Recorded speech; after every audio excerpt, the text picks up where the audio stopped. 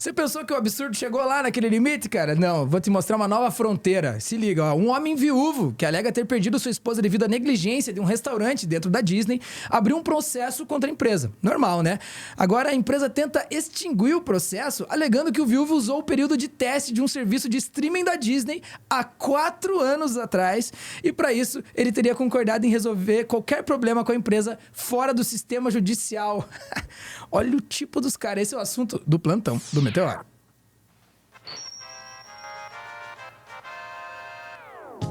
Pra falar sobre isso, estou aqui com Mrs. Clara Mateus. Clara, esses caras estão querendo levar o contrato de adesão a um novo nível de barbarismo, né, cara? É isso, eu acho que o que me faz pensar essa história é assim, você pega o processo do Kafka, você soma com o roteiro de um episódio de Black Mirror e divide por 2. É isso, sabe? É enlouquecedor, assim.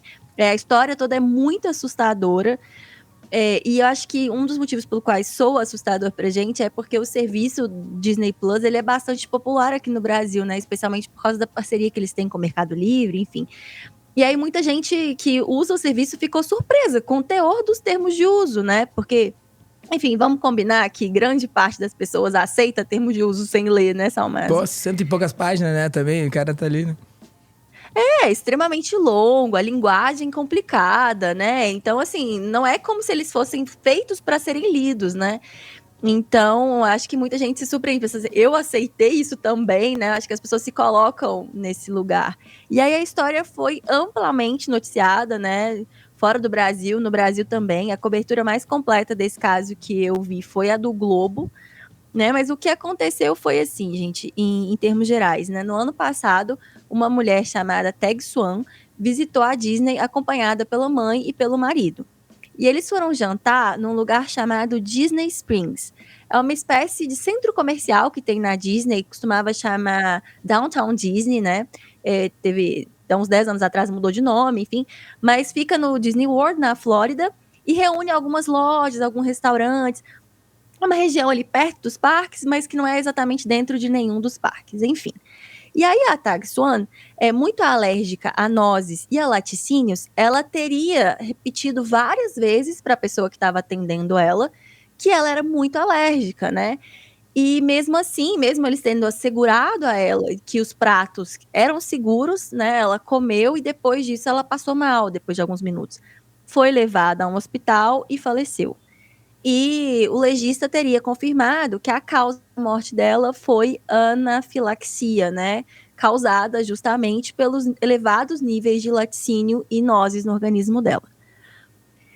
É muito triste, assim. Imagina você tá de férias com a sua família, acontece uma coisa absurda dessa, né? Tipo, alguém que trabalha na indústria da cozinha, né? Dos alimentos. Assim, você precisa... você precisa saber que a alergia é uma coisa muito séria e que realmente as pessoas morrem, né? E, assim, é surreal, é absurdo pensar no pesadelo que essa família viveu. E aí, assim, a família teria jantado no restaurante que chama Raglan Road, né? Ele fica no Disney Springs, mas ele não seria administrado pela Disney. E esse é um dos argumentos que a empresa aí, que os advogados estão usando para tentar que a Disney não seja incluída no processo, né, que o viúvo abriu contra o restaurante.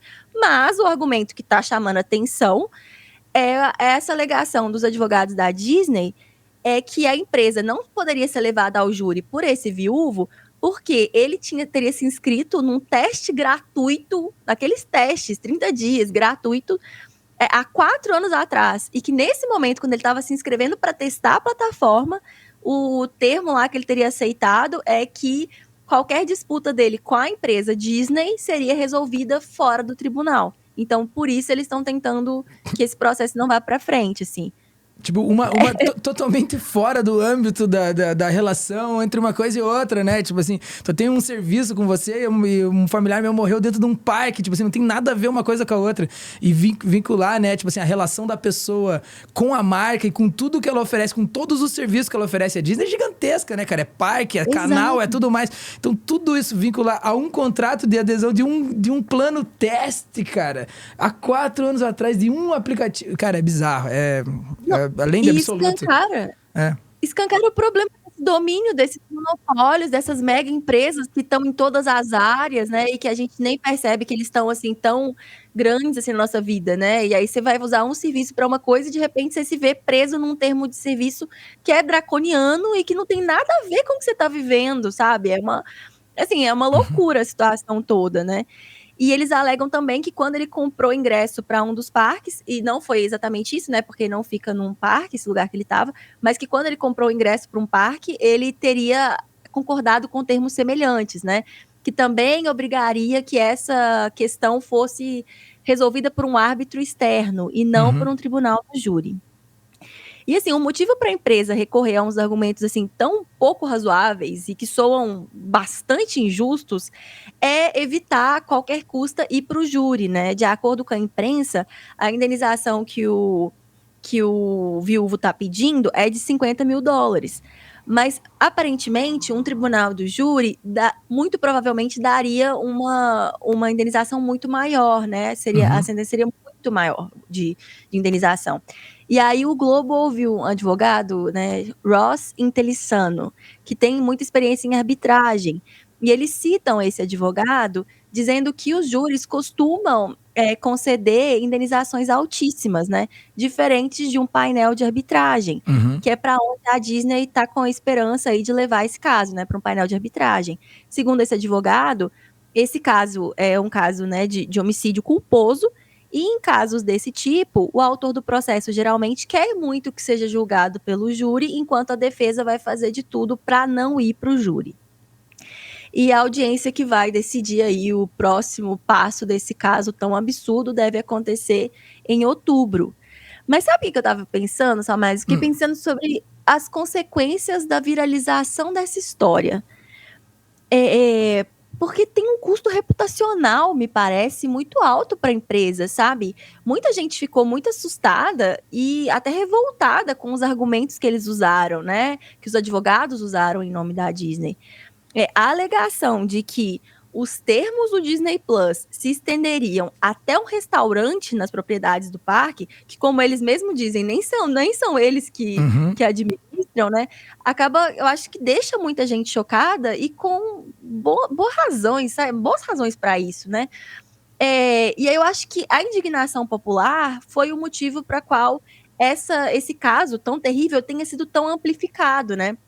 Porque a história já é pesada, já é muito ruim, e aí ainda tem a empresa agindo dessa forma tão estranha, tão terrível.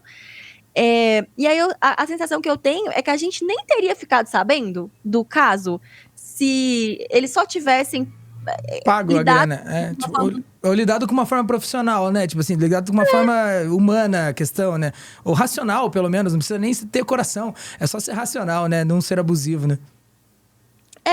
Usado de uma forma normal. Tem alguém aqui no chat que até está falando do efeito Streisand, que é muito bom de falar sobre isso, assim, que é quando quando alguém na internet quer mudar a atenção de alguma coisa e por isso ela acaba chamando muita atenção para isso. O nome efeito Streisand é porque a Barbra Streisand quis tirar da internet fotos que mostravam a casa dela.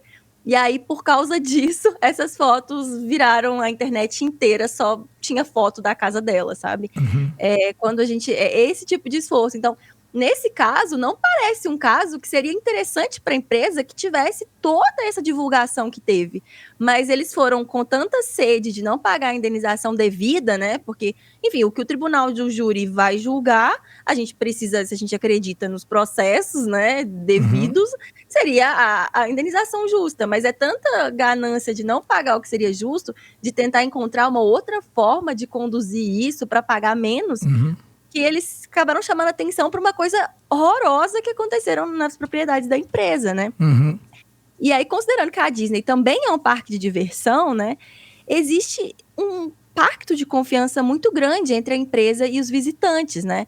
Os visitantes precisam confiar na segurança Sim. das atrações, por exemplo, né? Precisam confiar que os alimentos que estão disponíveis no parque também são seguros. Precisam confiar até na capacidade da empresa de oferecer uma boa experiência, né? Então, não dá para a gente saber, né, qual que é o tamanho do impacto, quanto tempo, o prazo desse impacto na reputação da Disney, mas é fato que mesmo tendo tantos fãs, né, uma empresa cheia de fãs de todas as idades, O que a gente não tem visto é demonstrações de apoio à empresa nas redes sociais, assim, muito pelo contrário. E que pode indicar aí esse custo reputacional muito alto. Ah, sem dúvida. Esses caras são o pé do gigante, né? A Disney, né, tem a dona...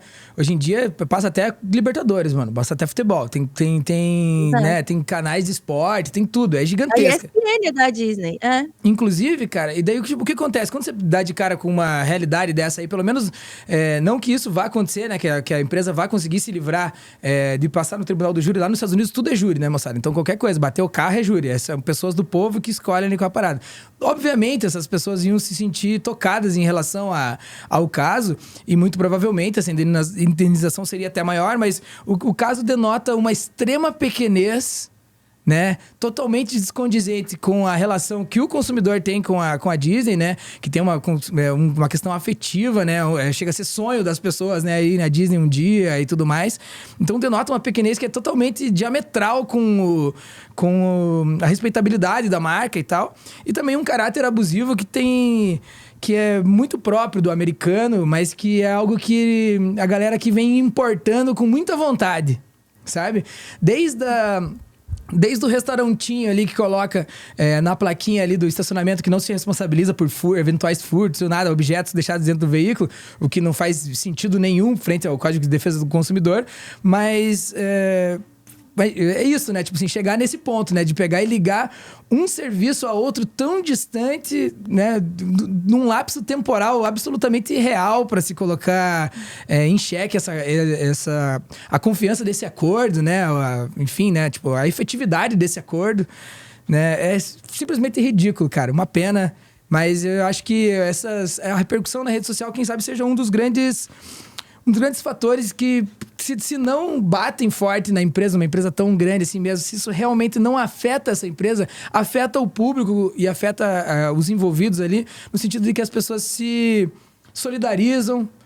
O papo já não fica nessa obscuridade, né? Quem sabe ali na próxima vez que você der de cara com um mini contrato de adesão para fazer algum tipo de experimento aí na internet, você perceba qual é a importância de ler as 98 páginas da parada, entenda que na verdade a ideia dos caras é que você não leia porra nenhuma do que tá escrito ali. Então existe todo um sistema focado para não te atender quando acontecer alguma coisa de errado e, enfim, esse é o caráter abusivo e pequeno da Disney. Mas tá aí. Voltamos com mais assuntos, com mais novidades em relação a isso, num próximo Plantão do Meteoro. Falou? Estive aqui com Clara Matthews. Dá uma olhada aqui no trampo dela com Clara Mateus, _ também aqui em Oguahiro. E não se esqueça da TV Cringe Brasil. TV Cringe Brasil é o novo canal do Meteoro, irmão. Já deu uma olhada? Hoje, às 21 horas, vai ter um vídeo lá falando sobre o Trump, que disse que, quem sabe, essa seja a última eleição nos Estados Unidos. A gente não sabe se isso é uma ameaça de golpe ou se é só mais uma enrolada aí, daquela papagaiada da extrema-direita no mundo. Então, se você quer saber um pouco mais sobre isso, ver vídeos, ensaios, reacts, um pouco da TV nos anos 90 pra falar de história, música, filosofia e tudo mais, chegue na TV Cringe Brasil. Você vai se amarrar. Tá aqui embaixo aqui o nosso link e voltamos dentro de instantes pra mais um Plantão do Meteoro. Pode ser, Clara? Sim. Então, fechou. É nóis.